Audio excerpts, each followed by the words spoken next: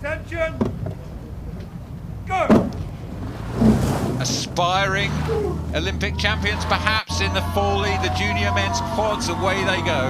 Tideway Scullers School A against Wallingford Rowing Club on the left of your picture, Tideway Scullers, yellow and red on the right of your picture. Richard Phelps, the umpire, in his stripy blazer, hand on flag, but I think he's not going to be troubled. Really impressive start from both these crews. What a huge amount of talent we have here. We know that there's already experience at Henley. We've got in the Tideway Scullers crew 2 rowers who are heading off, one to Harvard, one to Yale. There's a lot of experience there, so they want to get a Henley medal, but it is going to be tough in this event because Wallingford want to try and stop them. Yeah, absolutely. They're looking at the stroke man of the Tideway Scullers School, Matt Hanson. As you said, he's off to Yale, and he's off to a good start here at Henley.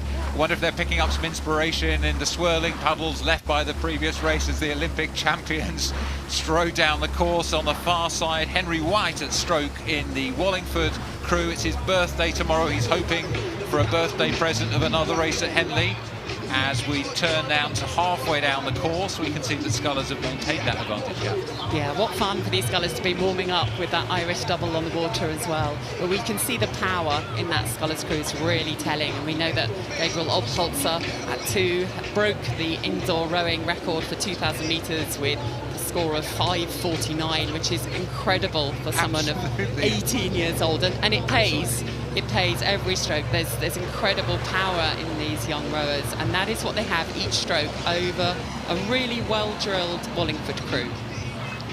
Absolutely, he's at the heart of that Tideway Scullers School, the winner of the National Schools Regatta Championship quads. A score like that on the ergo, well, that sets him up extremely well. I know that's a score that improved through the last year, some necessity of ergo training there, but yeah, as you mentioned, Obholzer, strong rowing parentage, Andrea from Oxford, Rupert from Hampton and Oxford, a Olympic medalist too. So strong pedigree, but it's down to these athletes. Their parents aren't in the boat, they're the ones in the boat. And Tideway Scullers School, Finn Regan, Gabriel Obholzer, Albie Oliver and Matt Hanson.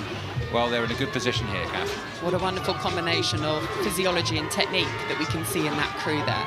Great length, great stat, great power. You can see the real connection in those lat muscles just behind the shoulders. The shoulders are down, they're really using the right muscles. They're connecting the lats and the quads at the same time. Incredibly strong core in the middle.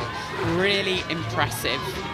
Brilliant eyes on that crew there. I love the sort of sense of patience at the catch, as you said, so that the lats connecting is a moment where you just let the all connect with the water before you really apply. It's fractional, but it makes all the difference to how the boat runs, and they're doing that brilliantly. Exactly, they're not muscling it, and when you've got that kind of ergo score, there's a danger you can want to bully it, and then you don't use the advantage that you have. But they're not doing that. That's the power of the technique that they've got to get the most out of their physiology. Really in control now, and of course they can enjoy it with that advantage that they have over the Wallingford crew, who continue to battle behind. Yep, so at bow in Wallingford you can see there Freddie Woodall, 17 years of age, and this is a crew that are no slouches. Third at Marlow, and they have had a bit less racing experience they might have liked, but you can see the power advantage from Tideway Scullers School as we see Finn Regan, the steersman, just keeping an eye on his position relative to the booms. We've seen the winds drop quite a bit during the tea interval here, so that the conditions out on the course are rather easier than some of the athletes have had earlier in the day at Henley, and they'll welcome that. Yeah, I think so. There are less boats at the moment on the outside of the booms, so in the area where any boat can go up and down, and that helps enormously in cutting down the wash, which means that with that dropping wind as well, these are great conditions. This is pretty much as good as it gets. I love this shot from ahead, Kath. You're just looking at how much the boat flows and runs between strokes. And we talk about the power, we talk about the ergo scores, we talk about the weight of the athletes and the muscles, but it's also about what we call the recovery. The finish of the stroke, the oar comes out of the water, that's the fastest moment of the stroke, actually.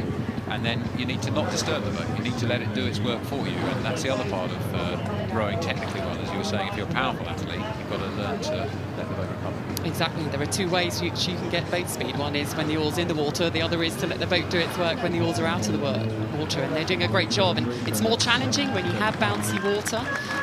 But they're doing a wonderful job there. Really, the bodies are going just up and down. There's no sideways movement. There's no wobbling. They're making it look as if they are completely stable on this bouncy water. And supreme. Making it look easy. Tideway Scullers School, a selected crew, the A crew. Tideway Scullers selected by the stewards as being a strong crew in this event, but also Wallingford Rowing Club, also selected by the stewards as a strong pick for this Fawley Junior Men's Quads event. But a great display by Tideway Scullers. I think they've put a marker down for the other crews in this event as they crossed the line first. Good win for them ahead of Wallingford Rowing Club, who rowed strongly but weren't able to match the power advantage, which allowed the confidence and technical lead from Tideway Scullers.